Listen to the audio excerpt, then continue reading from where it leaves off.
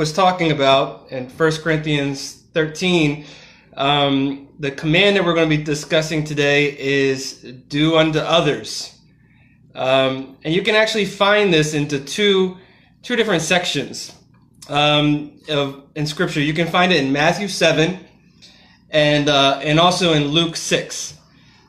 So in Matthew 7, what I'm going to kind of do is I'm going to do this kind of comparison back and forth between Matthew and Luke, because this is something interesting with the Gospels is that you would have some more details in one of the other Gospels, and so sometimes people want to say that they contradict, or that Luke said something that Matthew didn't say, but in reality, Luke is expanding upon things that Matthew might have spoken on, or vice versa. So it's the way the scriptures, they always interpret each other.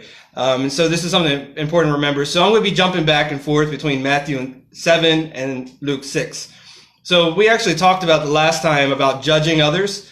And so in Matthew 7, 1 through 6, we know what it says: judge not, that you will not be judged, for with the judgment you pronounce, you will be judged, and with the measure you use it will be measured to you. Why do you see the speck in your brother's eye when you don't notice the log in your own eye? And then it goes on to say, you hypocrite, first take out the log out of your own eye, and then you will see clearly to take out the speck out of your brother's eye. And that's something that's really important to understand about a hypocrite. A hypocrite is someone who spends their life pretending to be more righteous than they are. A Christian is someone who knows they have no righteousness of their own, but whose righteousness is found in Jesus Christ alone. So that's a big difference. And this is what Jesus is essentially saying. Put yourself in check before you put others in check. He doesn't say don't judge, because then in verse 6 he goes and says, don't give to the dogs what is holy, or pearls to the pigs. And so we talked about that as well previously.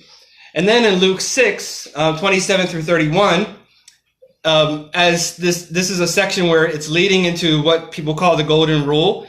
It's about loving your enemies. And so he starts off, interestingly, a little bit differently than in Matthew, and he starts off about loving your enemies, and he says, but I say to you, who hear, love your enemies, do good to those who hate you, bless those who curse you, pray for those who abuse you. To the one who strikes on the cheek, offer the other also. And from the one who takes away your cloak, do not withhold your tunic either. Give to everyone who begs from you, and from the one who takes away your goods, do not demand them back. And then in 31 it says, and as you wish that others would do to you, do so to them.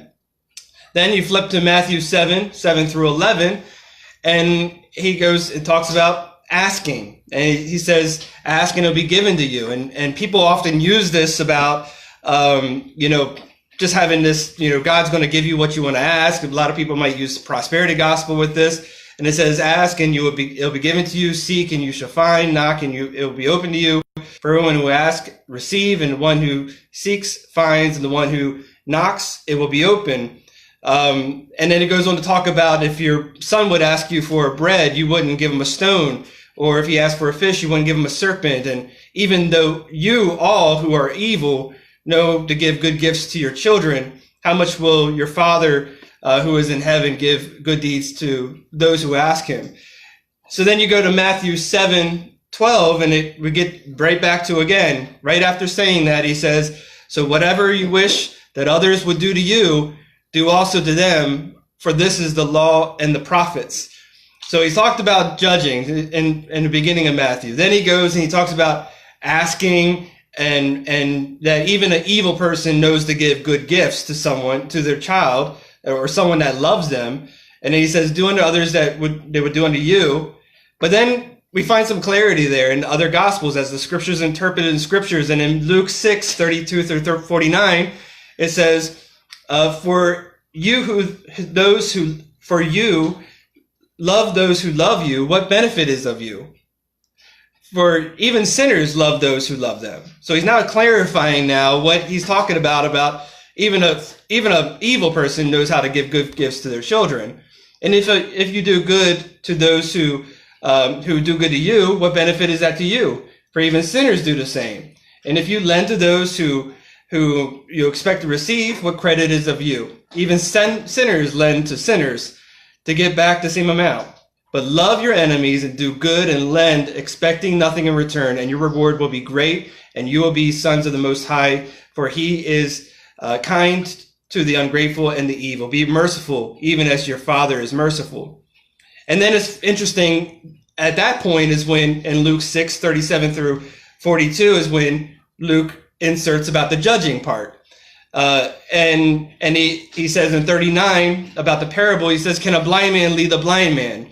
They will both fall in a pit, clarifying that if you both have logs in your eye, you can't lead one another. So make sure you put yourself in check. It's just talking about how the Christian should live. It goes right in connection with what Mike's talking about the love of the how a Christian should love, put others before themselves, and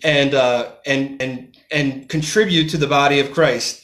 And then in Matthew 7:13 through 14, right after he says to do unto others as you would expect them to do unto you, he says these words. It says, enter by the narrow gate, for the gate is wide and the way is easy and leads to destruction. For those who enter it by it are many, and for the gate is narrow and the way is hard that leads to life, and those who find it are few.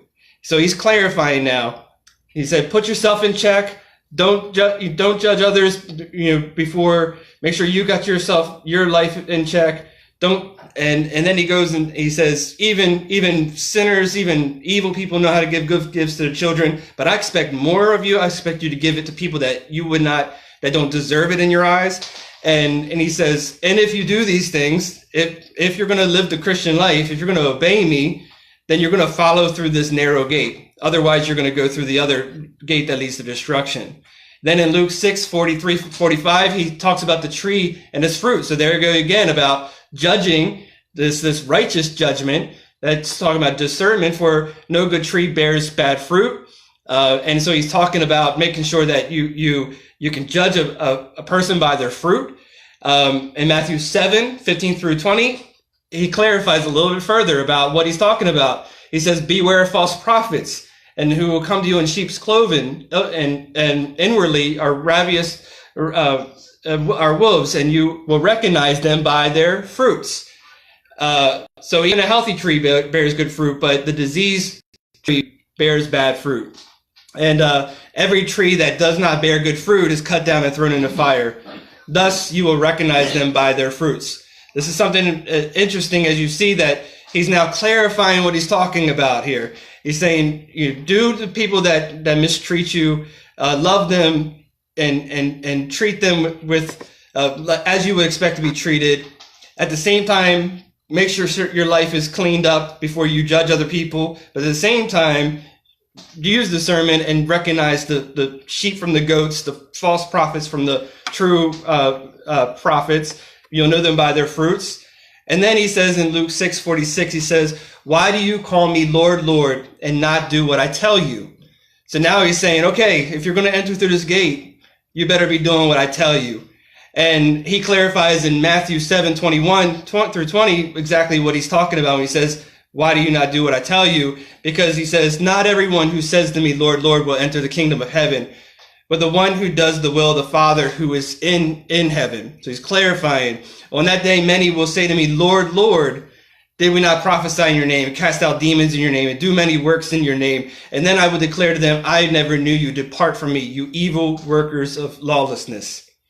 And then Luke 6:46 through 49, he says, he clarifies once again. And right after he says about why do you call me Lord, Lord, and not do what I tell you, he says, everyone who comes to me and hears my words and does them, those that are entering through the gate, the ones that are put themselves in check before they judge other people, the ones that are asking the Father according to the will and giving good gifts to those that don't deserve it, doing to others.